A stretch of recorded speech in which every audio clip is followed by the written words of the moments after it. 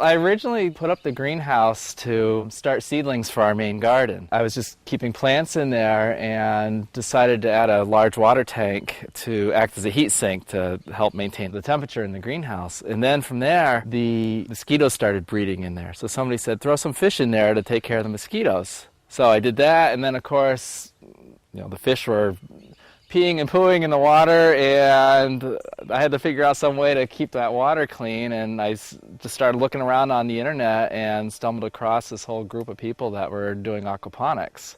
I can open this up. I took everything out of the greenhouse, rebuilt it with different tanks, and made up the grow beds and converted the entire greenhouse to an aquaponics system. I instantly got hooked once I realized how well everything grew in there.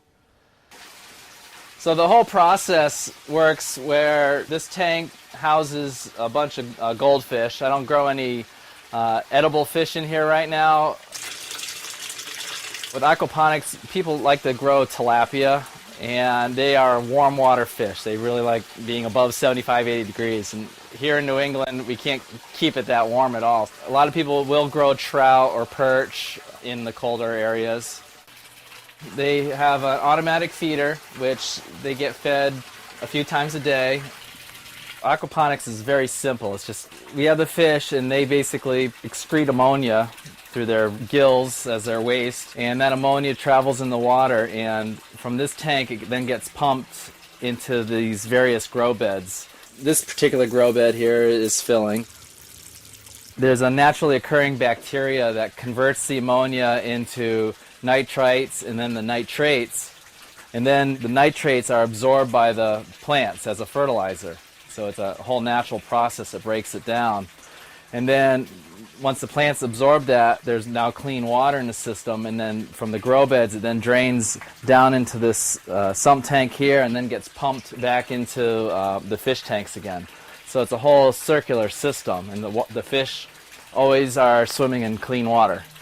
Sorry, it's going to get loud for a second.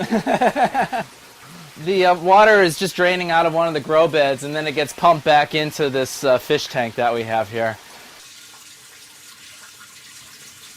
This grow bed will fill up about once every hour and a half. And what will happen is the water level in here will rise, and for this container here, the water level rises, and then it will overflow into this cup. And when the cup gets heavy enough, it will pull down this lever, and it will lift a plunger that's down in the bottom, and it will then drain this grow bed out. This particular grow bed has this bell siphon in it, and you can see down in here the current water level. With the aquaponics, or even with standard hydroponics, you can't keep the roots submerged in water all the time because they will start to rot. So it's important to make sure that they're in a moist material, but they still need to be able to get air to their roots. So by flooding and draining a system like this, it becomes a very good way of not drowning your plants. In this bed this is a crushed granite. Using stone is very popular because it's one of the cheapest way to do it, but it's also extremely heavy. And then there's this expanded shell growing media that it's really easy to work with. If you needed to pull out a plant to replace it, they come right out. You can see with this pepper plant some of the roots are exposed here, but the media stays wet all day long, so it doesn't hurt the roots at all being real up close like that. And if you disturb them, it's easy enough just to cover them back up again. But when this plant is done, you can just take it by the base and easily pull it right out. So you open up a new spot, and then you can plant a new plant right in the same area. So you don't have to spend a lot of time rototilling or hoeing any of this type of media. These are just some small carrots. Here's a little weed that, we still get weeds, so you have to weed everything once in a while, but a lot less weeds than a traditional garden. That's one of the nicest things about growing in here is there are very few weeds to have to deal with.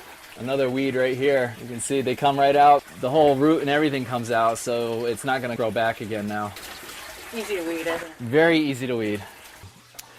And then on the back side in here, I've made up these strawberry towers, which the water comes through the top and then just trickles down all the way down through the bottom. And so for a very small amount of square footage, this is about 5 or 6 square feet, it's easy enough to grow 50 or 60 plants without any problem.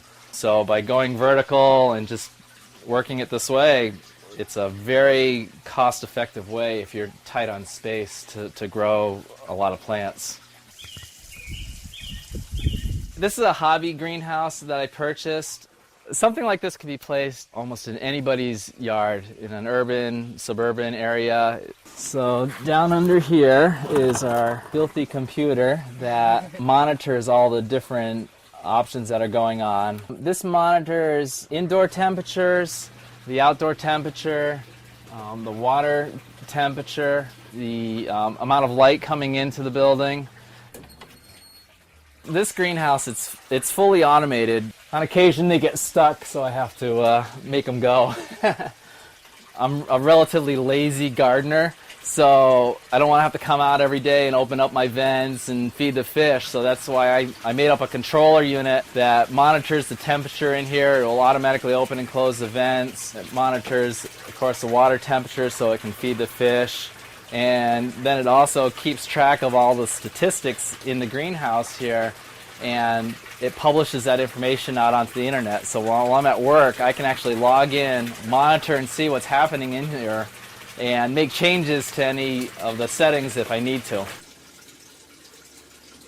Typically, you'll find the aquaponic people are home hobbyists. They'll put their system together using blue barrels, pond liners, you name it. If it can hold water and stone, they'll use it to make an aquaponics system. And all these grow beds, they're all homemade. I just welded some pipe together and filled them with a rubber pond liner. Some people can make them indoors. I have an indoor system here also.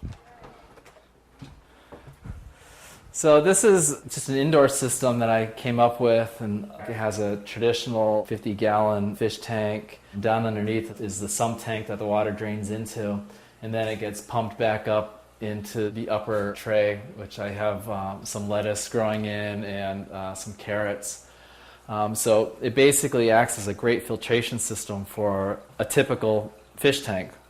Normally with a tank this size, you would have to have a charcoal filter installed and have that running. And with a fish this size, we were going through a set of filters every week.